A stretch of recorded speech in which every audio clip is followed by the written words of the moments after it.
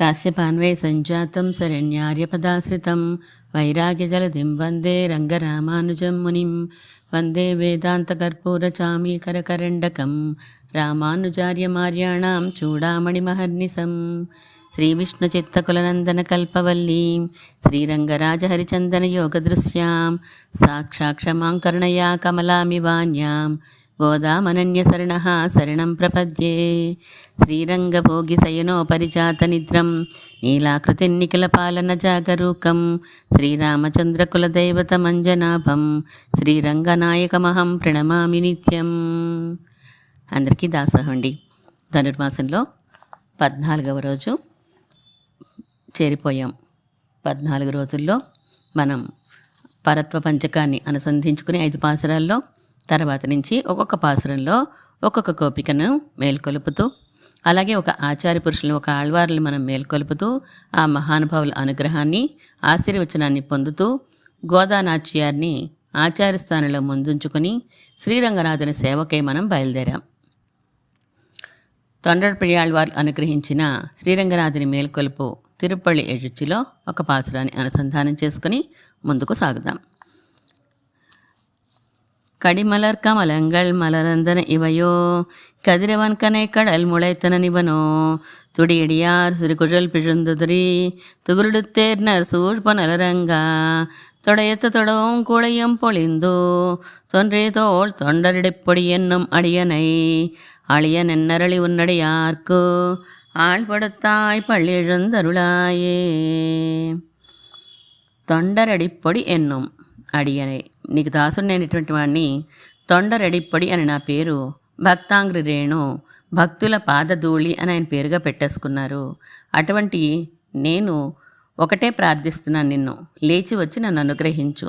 ఎలా అనుగ్రహించాలి? నీ దాసులకి దాసుడుగా నన్ను చేయవలసింది.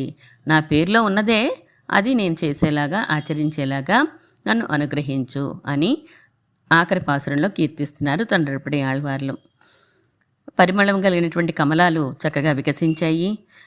తామరల్ని వికసింపచేసే సూర్యుడు కూడా ఆ సముద్రంలోంచి బయటికి వచ్చి ఉదయగిరిపైకి చేరాడు. సన్నని నడుంకల స్త్రీలందరూ కూడా స్నానాలు ముగించుకుని వస్త్రాలు ధరించి తమ కొప్పులని, తడితో ఉన్నటువంటి కొప్పుల్ని విదిలించుకుని ఆరబెట్టుకుంటున్నారు. మహాపుణ్యనది అయినట్టు కావేరితోటి చుట్టబడిన శ్రీరంగ క్షేత్రానికి అధిపతి అయినటువంటి ఓ శ్రీరంగనాథ, నేను తొండరపడి అని పేరు కలిగినటువంటి నేను రమణీయంగా కట్టబడినటువంటి తులసి మాలల బుట్టతోటి ఎప్పుడూ భుజములు ధరించి ఉంటారు కదా ఆళ్వార్లు. అలాంటి నన్ను నువ్వు నీ దాసులకి దాసుడికి చేసే విధంగా నన్ను అనుగ్రహించు స్వామి అని అడుగుతున్నారు తొండరపడి ఆళ్వార్లు.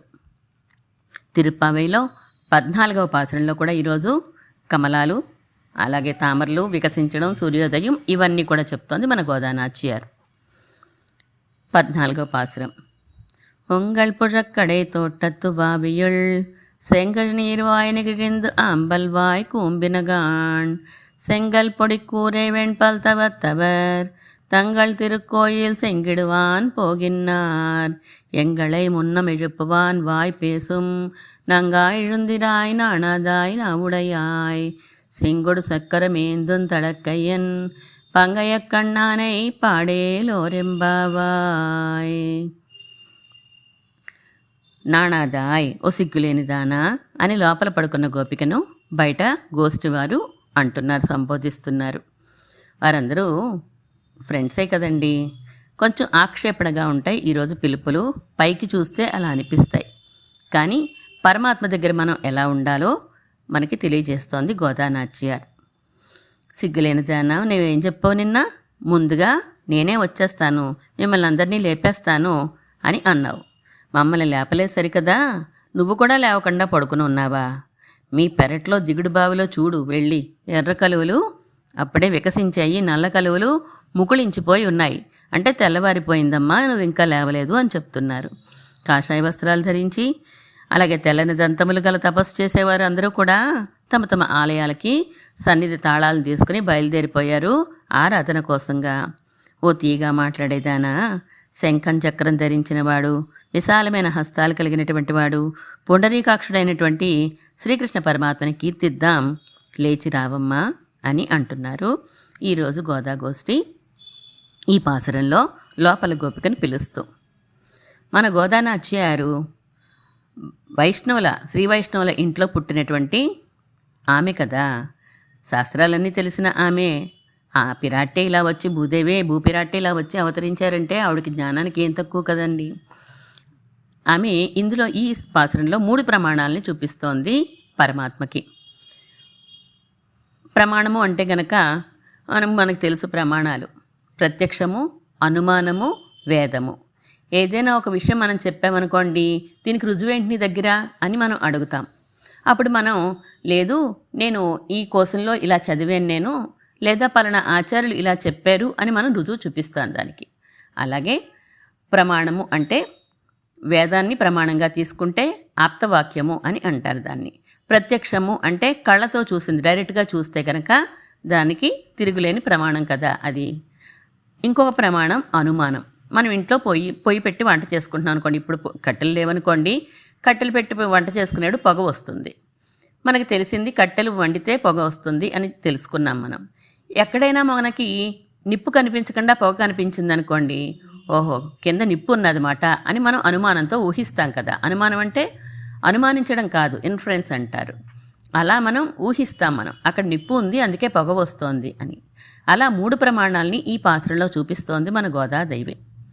3 ప్రమాణాల్లో ముందేం చెప్పింది? ఉంగళ్ పుషక్కడే తోటత్తు వావయళ్ అని, ఈ కలువలు వికసించాయి, నల్ల కలువలు ముకుళించాయి అని చెప్పింది. అంటే వీరు చూడలేదు, గోపికలేమి వెనక ఈ పెరలు తలిపేస్తుంటే ఎలా వెళ్తారండి, ఇల్లు ఇంకా తలుపులు తీయలేదు కదా. బయట వాళ్ళు వచ్చే దారిలో చూశారు, నీటి ప్రాంతాల్లో ఈ కలువలు ఇలా వికసించడం, ముడుచుకోవడం చూశారు. కాబట్టి ఈమె ఇంటి వెనకాల పెరట్లో కూడా ఇలా ఊహించి చెప్తున్నారు, ఎర్ర కలువలు వికసించాయమ్మా, నల్ల కలువు ముకుళించాయని అనుమాన ప్రమాణాన్ని అక్కడ చెప్పింది. ప్రత్యక్ష ప్రమాణాన్ని చెప్తోంది. జీయర్ స్వాములందరూ కూడా కాషాయాన్ని వస్త్రాలను ధరించినటువంటి వారు ఈ తాళాలు పట్టుకొని ఆలయాలకి వెళ్తున్నారు. అంటే తెల్లవారితే వెళ్తారు కానీ అర్ధరాత్రి ఎవరు వెళ్ళరు కదండి. సూర్యోదయం అయింది కాబట్టే అక్కడ పుష్పాలు ముడుచుకోవడం, వికసించడం జరిగింది. ఇక్కడ సూర్యోదయం అయింది కాబట్టే తెల్లవారుజామున వీళ్ళందరూ వెళ్తున్నారు. జీయర్లందరూ కూడా ప్రత్యక్షంగా నువ్వు చూడలేదా అని అడుగుతోంది గోదాపిరాటి. ఇంకా స్వామి ఎటువంటి వాడు అంటే సెంగొడు సక్కరం ఏందం తడక్కయ్యన్ పంగయ్య కണ്ണన్, శంఖచక్రాలు ధరించినటువంటి వాడు, అలాగే విశాలమైనటువంటి భుజాలు కలిగినటువంటి వాడు, పంకజనేత్రుడు అయిన స్వామి అని మీకు ఎలా తెలుస్తోంది అంటే వేదం చెప్తోంది స్వామి యొక్క స్వరూపాన్ని.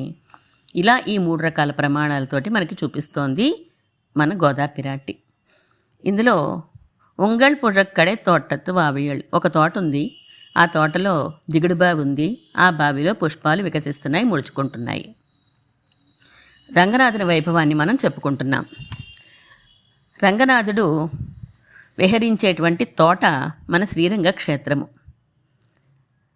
స్వామి పరత్వపంచకంలో మనం చెప్పుకున్నాం 5 చోట్ల వేయించేసి ఉంటాడు అని చెప్పి. మొదటి 5 పాసురాలు కూడా ఆ పరత్వపంచకాన్నే సూచిస్తాయి అని చెప్పుకున్నాం మనం. నిత్యముక్తులందరితోటి కొలువు ఉంటాడు పరమపదంలో స్వామి.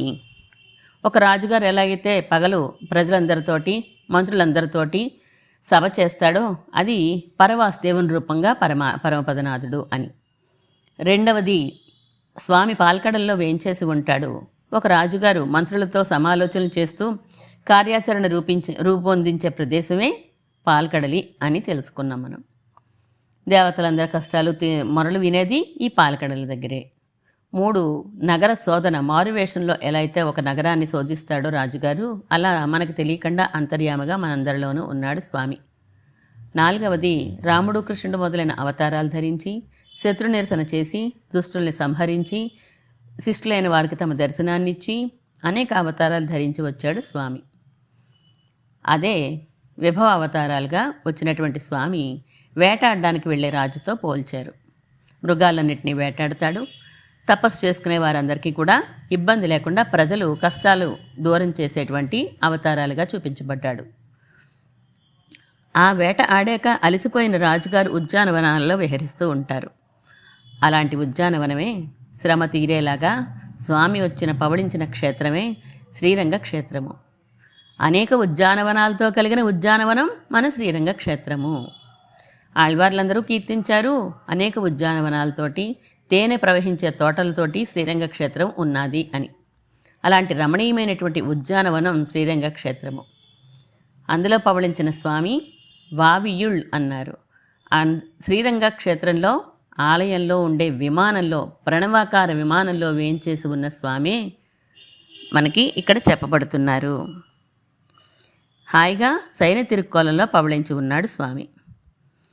శ్రీరంగనాథుడు అంటే కులశేఖరులకి చాలా ఇష్టం, చాలా పిచ్చి కూడాను. ఎప్పుడు వెళ్ళి శ్రీరంగ క్షేత్రాన్ని సేవిస్తానో, ఎప్పుడు ఆ శ్రీరంగనాథుని సేవిస్తానో అని చాలా ఆరాటపడిపోయేవారు. తమ ప్రబంధంలో, పెరుమాళ్ తిరుమజని దివ్య ప్రబంధంలో మొదటి పాసురంలోనే ప్రార్థిస్తారు. అయ్యో, నేను ఎప్పుడు సేవిస్తానో కదా, ఎప్పుడు గర్విస్తానో శ్రీరంగనాథుని దర్శించి అని ఆశపడతారు. ఇరుళిడియ చుడర్ మణికళ్ ఇమైక్కుం. కాంతులు మణితోటి చీకటంతా తరమబడిపోతోందండి. ఎక్కడున్నాయండి ఆ కాంతులు అంటే మణుల ద్వారా వస్తుంది ఆ కాంతి. ఆ మణులు ఎక్కడున్నాయి అంటే ఆదిశేషుని పడగల మీద ఉన్నాయి. ఆదిశేషు ఉన్నాడు తెల్లగా, ఆయన ఒళ్ళో నల్లనేటువంటి స్వామి పడుకుని ఉన్నాడు. ఆదిశేషుల పైన ఉండే మణులు కాంతిగా ప్రకాశిస్తున్నాయి.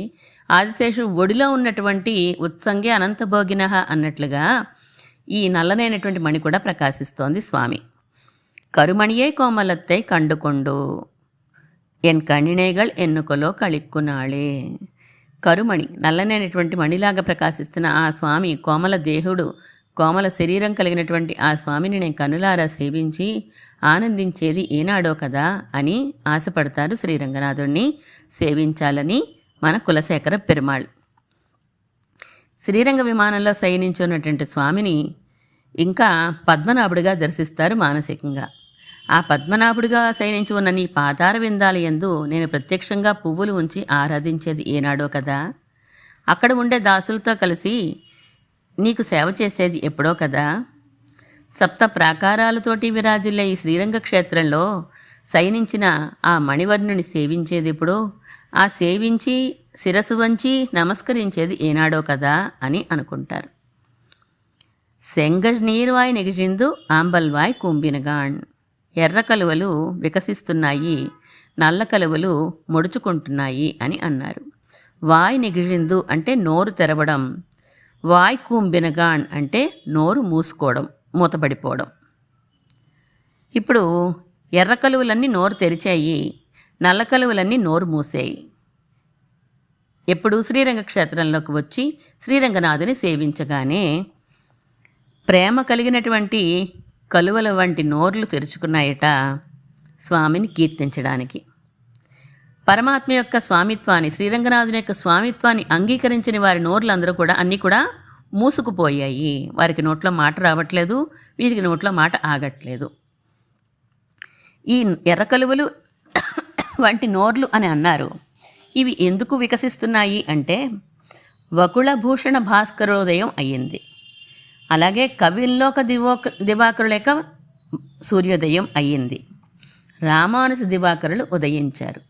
ఈ ముగ్గురు సూర్యులు మన సంప్రదాయంలో ప్రకాశించడం వలన, ఉదయించడం వలన చీకట్లన్నీ తొలగిపోయినాయి. వేదాలకి అపార్థాలు చెప్పేవారందరూ కూడా నోర్లు మూతబడిపోయినాయి వారి. ఇక స్వామి ప్రకాశానికి హద్దు లేదు. శ్రీరంగనాథుడే స్వామి పరాత్పరుడు అనే విషయంలో విజయ స్తంభాన్ని నాటారు మన రామానుజులు. అక్కడ శ్రీరంగ క్షేత్రంలో మనం సేవిస్తాం విజయ స్తంభాన్ని. ఎవరొస్తారో రండి అన్నట్లుగా అక్కడ ఒక విజయ స్తంభాన్ని పెట్టారు, పరాత్పరత్వాన్ని సూచిస్తూ శ్రీరంగనాథుడికి. శ్రీరంగనాథుని సేవించినటువంటి వారికి మనసు నోరు ఆగుతుందా అండి కీర్తించకుండా? ఆగదు కదా. ఆళ్వార్లందరూ కూడా పదిన్మర్గళ్ పాడియ పెరుమాళ్ అని అందుకే వచ్చింది. ఆళ్వార్లందరూ ఈడుపడిపోయారు శ్రీనాథుని విషయంలో. ఈరోజు పాసురంలో లేపబడుతున్నటువంటి ఆళ్వార్లు, మనం అనుగ్రహించమని ప్రార్థిస్తున్నటువంటి ఆళ్వార్లు తిరుప్పాణర్ అనే కులంలో అవతరించినటువంటి వారు. వీరు శ్రీరంగ క్షేత్రానికి చాలా దగ్గరలో ఉండే ఉరయూర్ అనే క్షేత్రంలో అవతరించిన వారు. పంచమ కులంలో అవతరించడం, దానివల్ల శ్రీరంగ క్షేత్రాల్లోకి ఎప్పుడూ వెళ్ళలేదు. కావేరీ ఒడ్డునే నిలబడి ఆ రంగనాథుని ఎప్పుడూ గానం చేసేటువంటి కులం వారిది. చక్కగా మధురమైనటువంటి పాటలతోటి కీర్తిస్తూ ఉండేవారు. వీణను ధరించి వీణను మీటుతూ మృదు మధురంగా కీర్తనల్ని ఆలాపిస్తూ అక్కడే మనసారా దర్శించేవారు తప్ప లోపలికి వెళ్ళి దర్శించే అర్హత ఆ రోజుల్లో లేదని వారు వెళ్ళలేదు. వెళ్ళకపోతే అందరికీ తెలిసిన కదే, కానీ ఒక్కసారి గుర్తు చేసుకుందాం అంతే.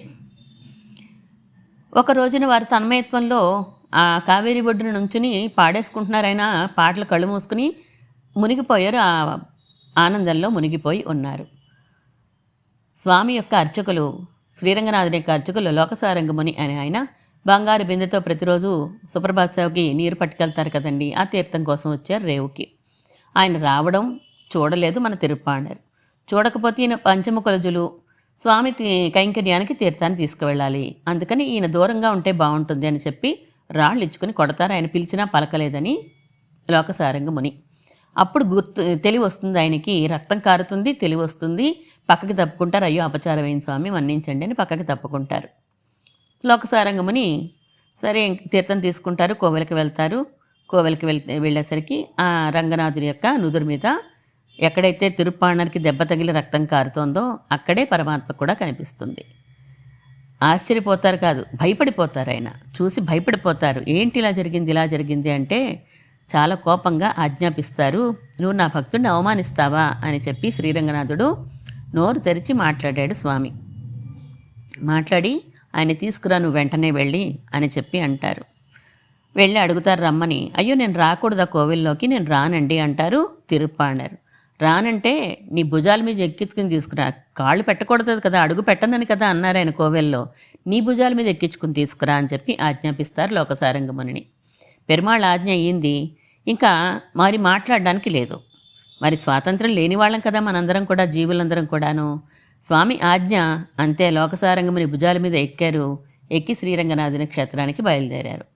ఎప్పుడైతే శ్రీరంగనాథుని దగ్గరికి వెళ్దామని బయలుదేరారో అప్పుడే మానసికంగా శ్రీరంగనాథుని దర్శించేశారు వీరు. శ్రీరంగనాథుని దగ్గరికి లోపలికి వెళ్ళేసరికి 10వ పాసురాన్ని కీర్తించారు. శ్రీరంగనాథుని పాదాల్లో ఐక్యమైపోయారు ఆయన. అయ్యో నేను అంతిమకులజుడిని కదా, స్వామి ఆజ్ఞ కంటే కూడా నా నిష్టే నాకు ముఖ్యం అని, నా స్వాతంత్రం నాకు ముఖ్యం అని అనుకోలేదు ఆయన. పాడింది 10 పాసురాలు, చాలా చిన్న పాసురాలు, మధురమైనటువంటి పాసురాలు, చాలా సులువుగా ఉండే పదాలతో ఉండే పాసురాలు, అద్భుతమైనటువంటి సౌందర్య వర్ణన చేసిన పాసురాలు. శ్రీరంగనాథుడే పరాత్పరుడు, శ్రీరంగనాథుడే అండర్ కోన్ అణియరంగన్ అని చెప్పి కీర్తిస్తూ ఆయన యొక్క సర్వేశ్వరత్వాన్ని నిరూపిస్తూ ప్రతి అవయవాన్ని ఆయన వర్ణిస్తూ ఆపాద మస్తకం అంటారే, దేవతలైతే కిరీటం నుంచి పాదాల వరకు సేవిస్తారు. మరి దాసులైనటువంటి వారు ఆపాద మస్తకం సేవిస్తాం, పాదాల దగ్గర నుంచి కిరీటం వరకు మనం సేవిస్తాం. కాబట్టి అదే క్రమంలో తిరుప్పాండర్ 10 పాసురాలు పాడి శ్రీరంగనాథుని శ్రీపాదాల్లో ఐక్యమైపోయారు. మనకు కనిపించలేదు ఇంకా. కానీ పరాశర భట్టర్ వారికి, పెద్దలైనటువంటి వారికి ఇప్పటికీ ఆ శ్రీపాదాల దగ్గర తిరుప్పాండర్ యొక్క దర్శనం కలుగుతూ ఉంటుందట. అలాంటి స్వామి శ్రీరంగనాథుని మనసారా సేవించగానే ఆ మనసులో దర్శించినటువంటి పాండరు ఆనందం ఆగక వేదాంత శాస్త్రాల్లో చెప్పబడిన రహస్యాలన్నీ ఇమిడ్చేశారు ఈ 10 పాసురాల్లోనూ. ఆ దివ్యమంగళ విగ్రహ సమృద్ధంతా చెప్పేశారు ఈ 10 పాసురాల్లోనూ. అనేక వేదాంతార్థాల్ని ఈ ప్రబంధంలో పాడేసి ఇమిడ్చేసి పాడేశారు స్వామి. పాసురాలు అర్థాల దాకా లోపలికి వెళ్ళక్కర్లేకుండానే పాసురాలు ప్రారంభం అక్షరాలు చూస్తే చాలట అందులో ఏం చెప్పారో తెలిసిపోతుంది.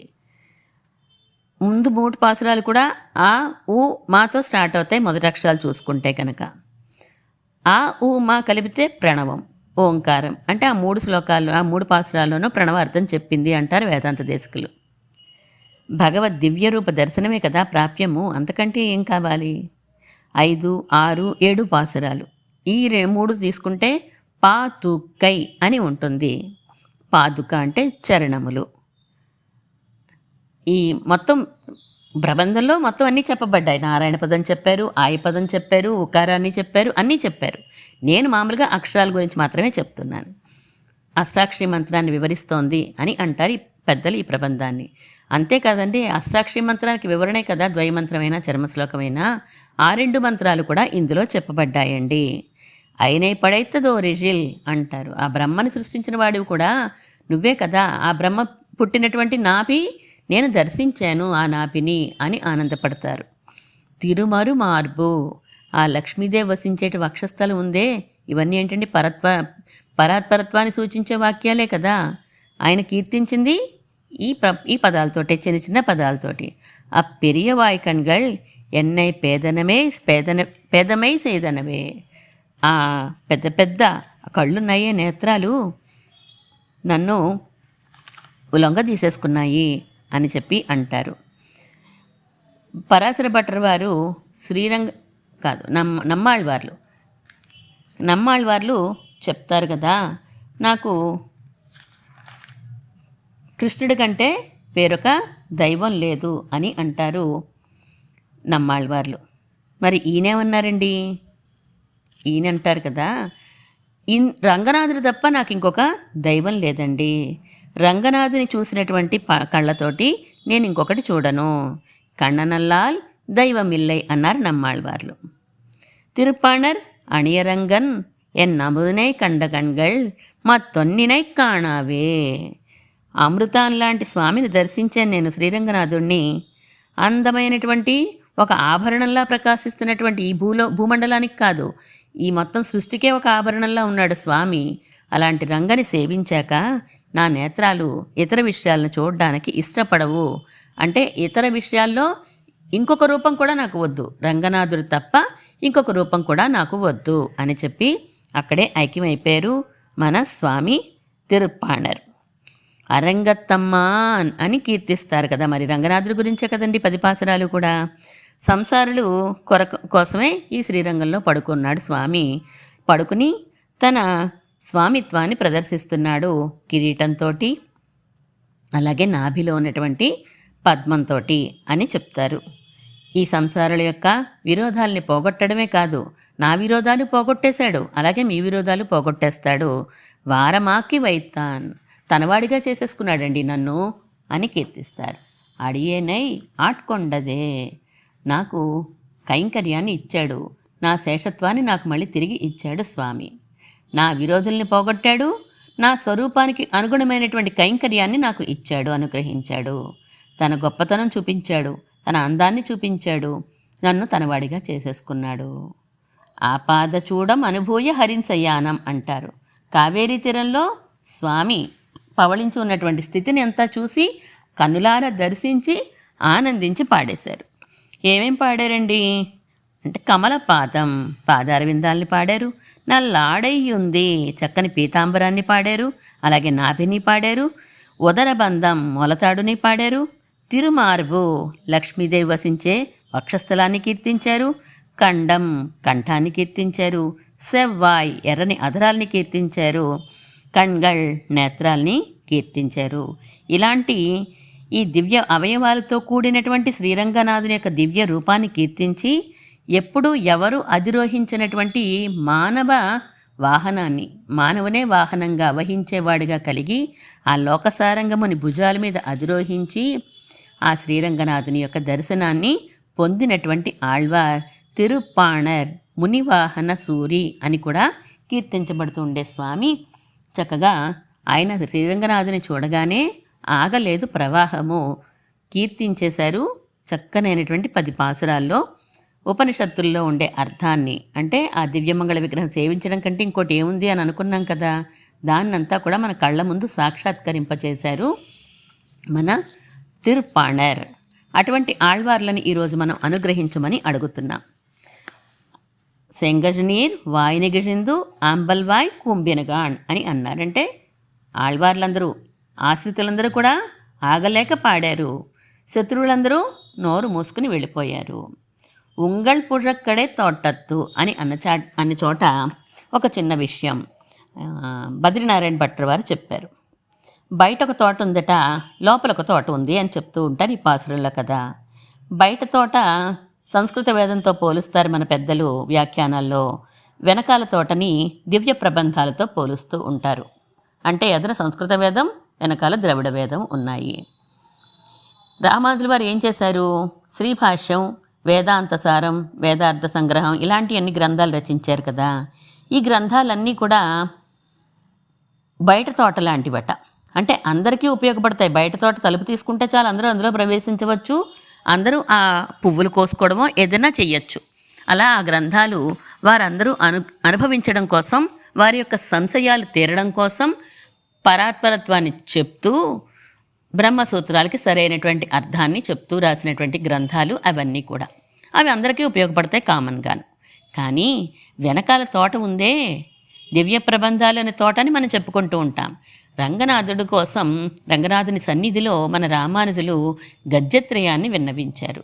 ఈ గద్యత్రయం ఎవరి కోసమట అంటే మన కోసం, మనందరి కోసమే అని అన్నారు.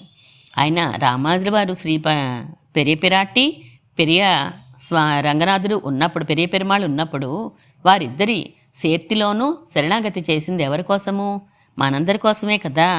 అందుకని ఆయన రచించిన మిగిలిన గ్రంథాలన్నీ కూడా అందరి కోసము అయితే, బయటవారి కోసమైతే, ఇవి మాత్రం కేవలం మనలాంటి ప్రపన్నుల కోసమే, గద్యత్రయం మాత్రం మనందరి కోసమే అని చెప్పారు. శరణాగతి ఎలా చెయ్యాలో మనకు నేర్పించడం కోసం మనందరి తరపున పరమాత్మని ప్రార్థించారు భగవద్ రామానుజుల వారు అని బద్రీనారాయణ భట్టర్ వారు చెప్పారు. అడియే ఇంకా సెంగల్ పొడి కూరై వెంపల్ తవత్తవర్. కోవెల నిర్వహణ ఇదివరకు జియర్లకే ఉండేది కదండి.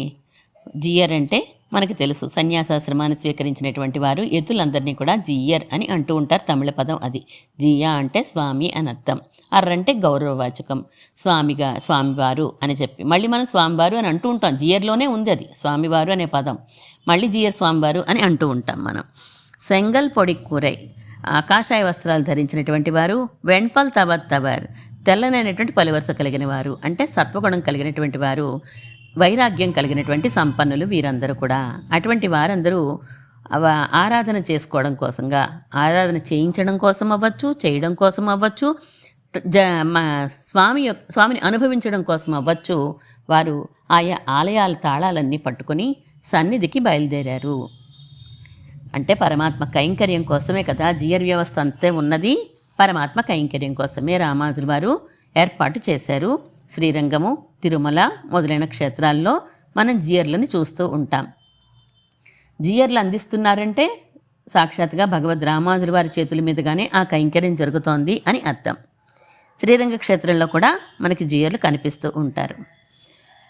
మనకి తిరుచంద విరుత్తంలో 52వ పాసురంలో కూడా అదే విషయాన్ని చెప్తారు. సిత్తియిత్తు ముత్తిల్ మూంగిల్ మూன்று తండరొన్నివర్ అత్తపత్తర్ సుత్తి వాழம் అందణీర రంగమే. స్వామిని ముందు 2 పాదాల్లోనూ కీర్తించారు. ఆ కువలయ పీడాన్ని పట్టి దంతాలు పెరికేసావు కదా స్వామి అని ముందు రెండిట్లోనూ కీర్తించి, శ్రీకృష్ణుడు ఎప్పుడు నిత్యవాసం చేసేది ఈ శ్రీరంగ క్షేత్రంలోనే అని అంటారు. ఈ జియర్లు ఎప్పుడు కూడా త్రిదండాన్ని ధరించి ఉంటారు కదండి. త్రిదండధారులు వీరు. త్రిదండధారులు అంటే 3 కర్రలు కలిపి కట్టినటువంటి ఒక దండాన్ని పట్టుకుని ఉంటారు. మన సంప్రదాయంలో ఉండేటువంటి 3 తత్వాలకి సూచనగా 3 కర్రలు కలిపి కడతారు. చిత్తు, అచిత్తు, ఈశ్వరతత్వం. 3 తత్వాలకి గుర్తుగా పైన తెల్లని వస్త్రం పరమాత్మని సూచిస్తూ దాన్ని ధరించారు. అంటే మేము ఇలాంటి సిద్ధాంతాన్ని నమ్మి ఉన్నాము అని సూచిస్తూ అటువంటి జియర్లందరూ కూడా మనకి కనిపిస్తున్నారట. ఏకాంతులు కూడా కనిపిస్తున్నారట. భగవంతుని యందే చిత్తం కలిగినటువంటి వారు కూడా కనిపిస్తున్నారు. ఇలాంటి వారందరూ వేయించేసి ఉండేది ఎక్కడో తెలుసా? చల్లనైనటువంటి నీరు ప్రవహించే శ్రీరంగ క్షేత్రంలోనే మనం వీరందరినీ చూస్తాము అని తిరుచంద విరుత్తంలో తిరుమల సెప్పిరాన్ కీర్తిస్తారు. జియర్లందరూ కూడా పెరుమాళ కైంకర్యానికి వెళ్తున్నారు అని చెప్పి, జియర్లందరి చేత ఆరాధించబడే స్వామి అంటే సాక్షాత్తుగా ఇప్పటికీ భగవద్ రామానుజుల వారి చేత ఆరాధింపబడుతున్నటువంటి స్వామి మన శ్రీరంగనాథుడు. ఎంగళై మున్నం ఎజుప్పువాన్ వాయ్ పేసుం. మనందరినీ కూడా అంటే గోపిక ఏమంటుంది? మీ అందరినీ కూడా నేను వచ్చి లేపుతానమ్మా అని చెప్పావు కదా మమ్మల్ని అని అడుగుతోంది గోదాగోష్ఠి. ఇక్కడ రంగనాథుడు కూడా మనందరికీ ఒక మాట ఇచ్చాడండి. నేను ఉద్ధరిస్తాను మిమ్మల్ని అందరినీ అని మనకి మాట ఇచ్చాడు. అలా మాట ఇచ్చింది ఎవరు? రంగనాథుడా, శ్రీకృష్ణుడా, శ్రీరాముడా, నరసింహస్వామ? ఇవన్నీ ఒకటే అని మనం 4వ పాసురంలోనే చెప్పుకున్నాం. చరమ శ్లోకాలుగా వరాహ చరమ శ్లోకము, శ్రీరామ చరమ శ్లోకము, శ్రీకృష్ణ చరమ శ్లోకము ఇవన్నీ మనం చెప్పుకున్నాం కదా. అలా శ్రీకృష్ణ పరమాత్మే రంగనాథుడు, శ్రీరాముడే రంగనాథుడు, నరసింహస్వామే రంగనాథుడు, ధర్మి ఒకడే అని చెప్పి ఆ శ్రీకృష్ణ పరమాత్మగా వచ్చినప్పుడు కూడా ఆయన వార్తలు చెప్పాడు మనకి. శ్రీకృష్ణుడిగా వచ్చినప్పుడు ఏం చెప్పాడు?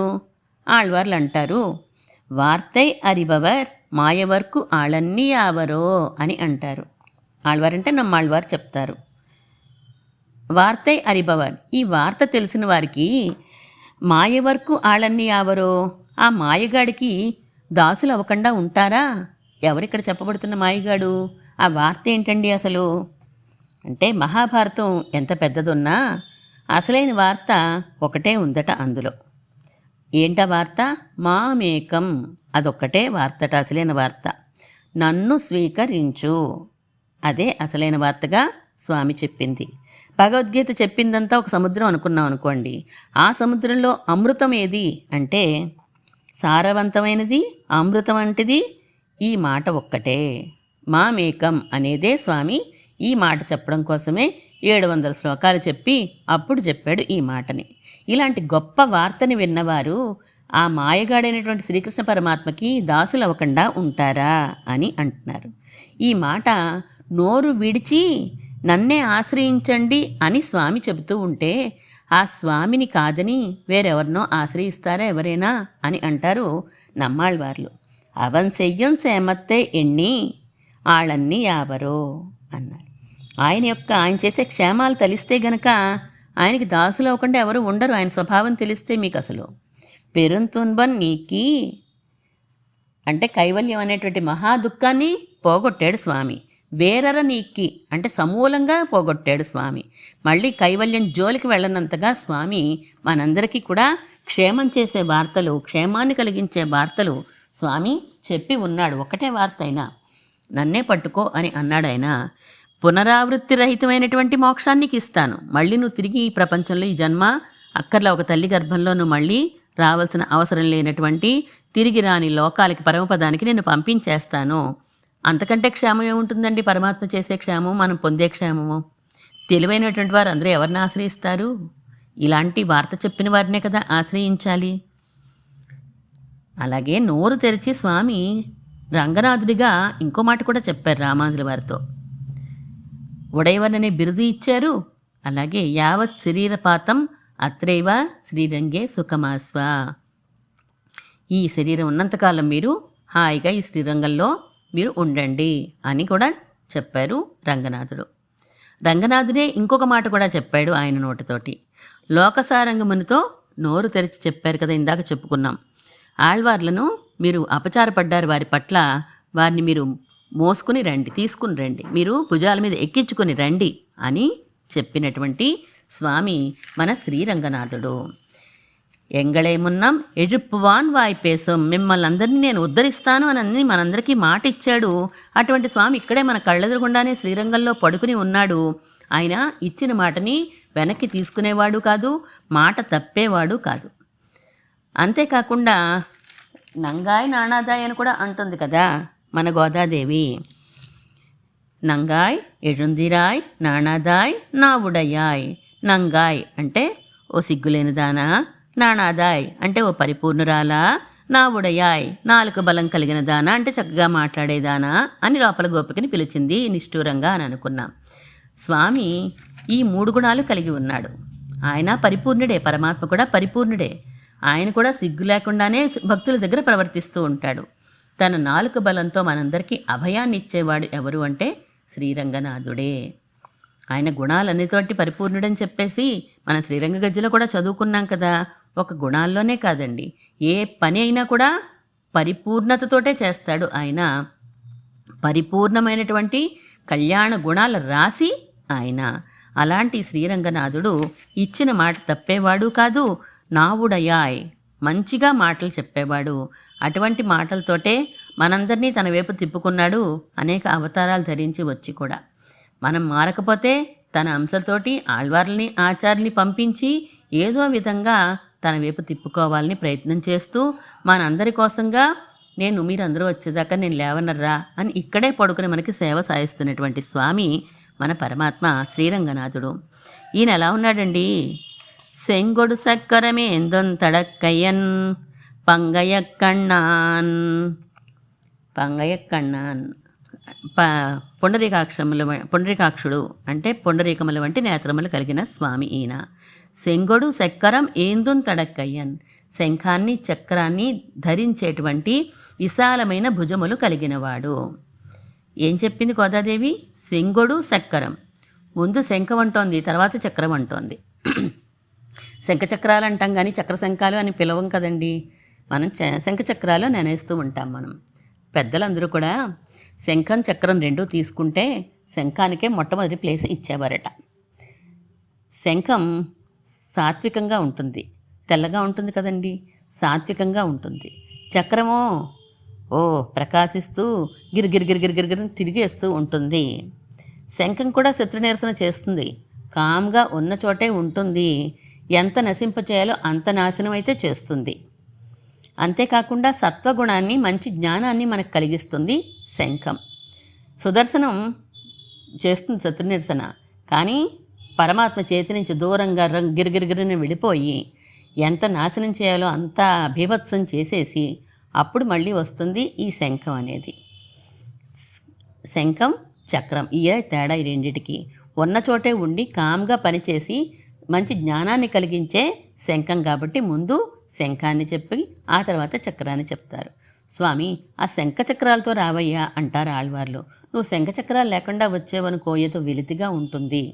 ఎందుకంటే అవి మాలాంటి ఆశ్రితులకి అవి ఆభరణాలుగా ఉంటాయి. శత్రువులకి అవి ఆయుధాలుగా కనిపిస్తే కనిపించుగాక, కానీ అవి లేకుండా మేము చూడలేమయ్యా, మనకు అలవాటైపోయింది అలాగా. ఆ శంఖం చక్రంతోటే నువ్వు రావయ్యా అని అడుగుతారు ఆళ్వార్లు. ఏందన్ తడక్కయ్యన్, అవి మోసి మోసి మోసి పెద్ద అయిపోయినాయి ఆ చేతులు. తడక్కయ్యన్ విశాలమైనటువంటి చేతులట. అంటే పొడవైనటువంటి చేతులు అంటున్నారు కాదట.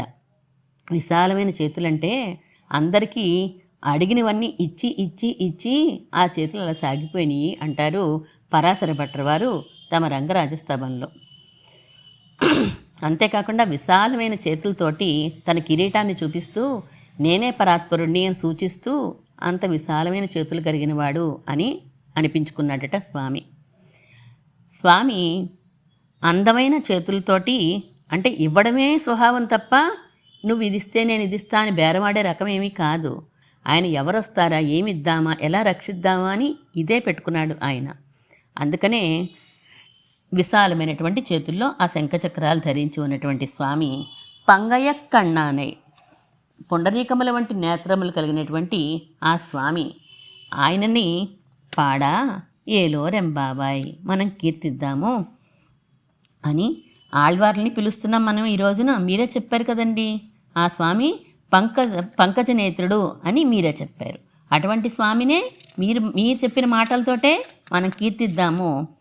మీరు వచ్చి మమ్మల్ని అనుగ్రహించండి, తిరుప్పాణ ఆళ్వారే అని ఈరోజు మన గోదాగోష్ఠి అంతా కూడా పిలుస్తున్నాం. మనం ఆ స్వామిని ఆశ్రయించి ఆయన యొక్క దర్శనాన్ని పరిపూర్ణంగా, ఆయన అనుగ్రహాన్ని మనం పరిపూర్ణంగా పొందాలి అంటే ఆళ్వారే మీ యొక్క అనుగ్రహం కూడా మాకు కావాలి. మీరు ఒక్కసారి దీవించి మమ్మల్ని పంపించండి, మేము శ్రీరంగనాథుని యొక్క అనుగ్రహానికి పరిపూర్ణంగా పాత్రలం అవుతాము అని ఈరోజు పాసరంలో తిరుప్పాణాళ్వారి యొక్క అనుగ్రహాన్ని మనం ప్రార్థిస్తున్నాము. రంగనాథుని యొక్క వైభవాన్ని తెలియజేస్తూ రంగనాథుని యొక్క స్థితిని మనం తెలుసుకుంటూ ఆ రంగనాథుని తిరుప్పాణాళ్వారు ఎలా పాడారో ఎలా కీర్తించారో తెలుసుకుంటూ స్వామి యొక్క అలాగే ఆళ్వార్ల యొక్క మంగళాశాసనాన్ని పొందుతున్నాం మనం ఈ రోజున. உங்கள் புழக்கடை தோட்டத்து வாவியுள் செங்கல் நீர்வாய் நெகிழ்ந்த அம்பல்வாய் கூம்பினகான் செங்கல் பொடி கூரை வெண்பல் தபத்தவர் தங்கள் திருக்கோயில் செங்கிடுவான் போகின்னார் எங்களை முன்னம் எழுப்புவான் வாய் பேசும் நங்காய் எழுந்திராய் நாணாதாய் நாவுடையாய் செங்கொடு சக்கரம் ஏந்தன் தடக்கையன் பங்கையக் கண்ணானை பாடேலோரெம்பாவாய். స్వోచిష్టమాలికా బంధగంధ బంధుర జిష్ణవే విష్ణుచిత్తతనూజాయై గోదాయై నిత్యమంగళం.